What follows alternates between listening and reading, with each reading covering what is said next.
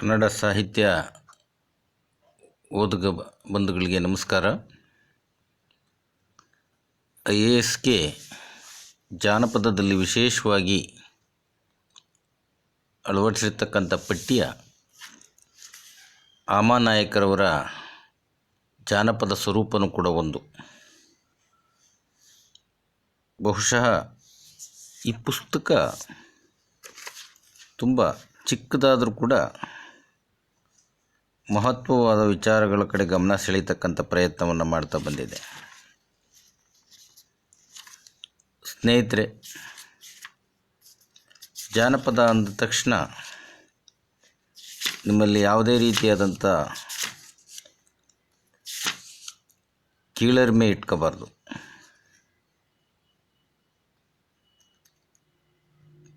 ಈ ಜಾನಪದ ಸ್ವರೂಪದ ಚಿಕ್ಕ ಪುಸ್ತಕ 1971ರಲ್ಲಿ ಮೊದಲ ಸಲ ಪ್ರಕಟ ಆಯಿತು. ಅಲ್ಲಿಂದ ಈಚೆಗೆ ಹಲವು ಮುದ್ರಣಗಳನ್ನು ಕಂಡಂಥ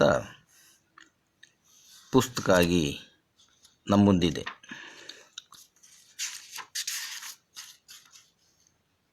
ಈ ಮೊದಲನೇ ಜಾನಪದ ಸ್ವರೂಪದಲ್ಲಿ ಮೊದಲನೇ ಲೇಖನ ವಿಲಿಯಂ ಥಾಮ್ಸ್ ಮತ್ತು ಜಾನಪದ ಎನ್ನುವುದರಲ್ಲಿ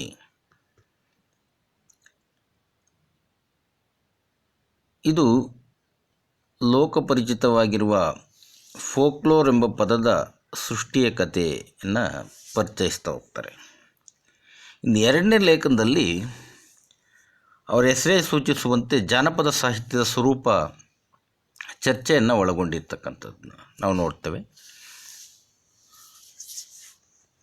1966 ಡಿಸೆಂಬರ್ ತಿಂಗಳಲ್ಲಿ ಮೈಸೂರು ವಿಶ್ವವಿದ್ಯಾಲಯದ ಸುವರ್ಣ ಮಹೋತ್ಸವ ಸಮಾರಂಭದ ಅಂಗವಾಗಿ ನಡೆದಂಥ ಲೇಖಕರ ಸಮ್ಮೇಳನದಲ್ಲಿ ಕನ್ನಡ ಜನಪದ ಸಾಹಿತ್ಯದ ವಿವಿಧ ಮುಖಗಳು ಎಂಬ ಒಂದು ವಿಚಾರಗೋಷ್ಠಿಯಲ್ಲಿ ಈ ಜಾನಪದ ಸ್ವರೂಪ ಎಂಬ ಪ್ರಬಂಧವನ್ನು ಮಂಡಿಸ್ತಾರೆ ಮೊದಲ ಬಾರಿಗೆ. ಈ ಪ್ರಬಂಧ ಕೇಳುಗರಿಗೆ ತುಂಬ ಉತ್ಸುಕ ಮತ್ತು ಹೊಸ ವಿಚಾರಗಳನ್ನು ಒಳಗೊಂಡಿರೋದ್ರಿಂದ ತುಂಬ ಅದ್ಭುತವಾದಂಥ ಒಂದು ಮೆಚ್ಚುಗೆಯನ್ನು ವ್ಯಕ್ತವಾಗುತ್ತೆ.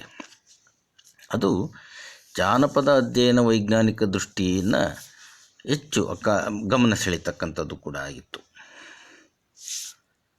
ಇನ್ನು ಭಾಳ ಮುಖ್ಯವಾಗಿ ಕೊನೆಯ ಲೇಖನ ಜಾನಪದ ಕಲೆ ಒಂದು ನೋಟ. 1969 ಜನವರಿ ಮೊದಲ ವಾರದಲ್ಲಿ ಮಂಗಳೂರಿನಲ್ಲಿ ನಡೆದಂಥ ದ್ವಿತೀಯ ಜಾನಪದ ಸಮ್ಮೇಳನದ ವಿಚಾರಗೋಷ್ಠಿಯ ಅಧ್ಯಕ್ಷರಾಗಿ ಒಂದು ಭಾಷಣವನ್ನು ಮಾಡ್ತಾರೆ ಅಮನ ಅವರು.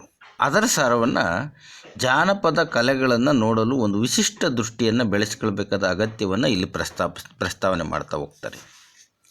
ಇದು ಬಹಳ ಮುಖ್ಯವಾಗಿ ಇಲ್ಲಿ ವಿಚಾರಗಳನ್ನು ಹೇಳ್ತಕ್ಕಂಥ ಪ್ರಯತ್ನವನ್ನು ಈ ಜಾನಪದ ಸ್ವರೂಪ ಪುಸ್ತಕದಲ್ಲಿ ಮಾಡ್ತಾ ಹೋಗಿದ್ದಾರೆ ಅಂತ.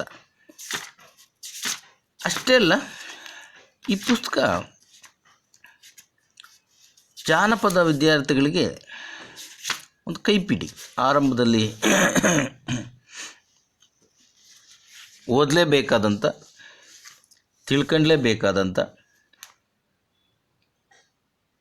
ಪುಸ್ತಕ. ಈ ಜಾನಪದ ಸ್ವರೂಪ ಅಂದರೆ ಏನು?